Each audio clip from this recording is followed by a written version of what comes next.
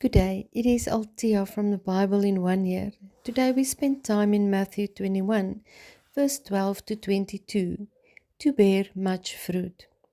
In this section, we see Jesus forcefully set things right about reverent respect for the house of prayer in verses 13 and 14, healing the blind and dealing again with the church leaders in verses 15 to 16 and teaching the disciples to bear much fruit through strong faith in verses 17 to 22. Thousands of people would travel to Jerusalem for the Passover. The opportunists would grasp this opportunity to make some money from the pilgrims. The market was in the outer courts of the temple, as this was the only area Gentiles could come to pray. The money changers sitting at the table making substantial profit, exchanging foreign money for temple coinage. Others were selling doves for sacrifices. One pair of doves was sold for 20 times more inside the court than outside. Mark 11 verse 17 read, "My house shall be called a house of prayer for all nations." Prayer was impossible because of this hustle from the trading taking place. Those that did come to the temple to see God's presence were ruled out. Because of this, Jesus drove out with force all these buyers and sellers. In an acted out parable, Jesus cleanses the temple twice. First, as a warning at the beginning of his ministry in John 2, verse 13 to 22. The second time is in Matthew 21, verse 12 to 13, near the end of his ministry, as a statement of judgment on the leadership. Jesus emphasizes the corruption of the religious leaders, their false worship, and for turning the house of prayer into a robber's den. The blind and the lame were not allowed to go to the altar for sacrifice. They had to stay in the same court of the Gentiles where Jesus just overturned the tables. They pursued Jesus during this chaos. Nothing stopped them from seeking his healing touch. The boys were singing and shouting in the temple, "Hosanna to the Son of David," because of the wonderful and miraculous things Jesus had done. It was not the greed and the theft that offended the spiritual leaders, but rather the singing and praises to Jesus that upset them.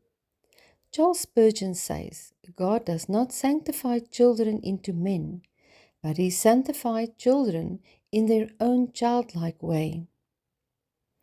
Jesus used Psalm 8 verse 2 as a response. Out of the mouth of infants and nursing babies, you have established strength because of your adversaries, that you might silence the enemy and make the resentful ease. The adult, the spiritual leaders, were not able to praise and worship Jesus as the Messiah, but the children in their childlike honesty did not hold back. Jesus left the city and went to Bethany. It is believed he spent the night with Lazarus, Mary, and Martha. The next morning, on their way back, Jesus was hungry. He saw a fig tree by the side of the road.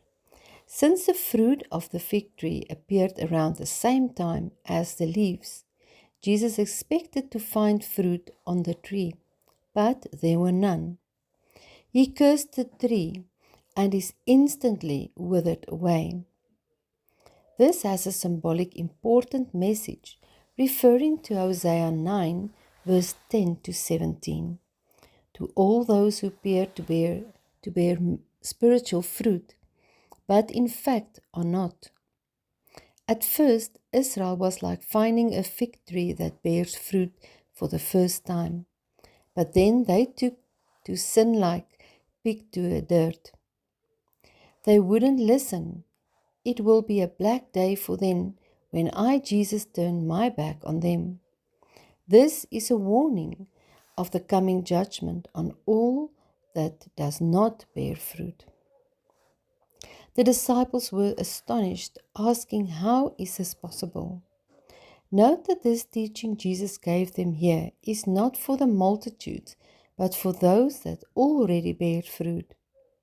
He teaches them, if you have faith, personal trust, and confidence in me, like the children, if you do not doubt or allow yourself to be drawn into two directions, you will not only do that was done to the fig tree, but you will say to this mountain, be taken up and thrown into the sea.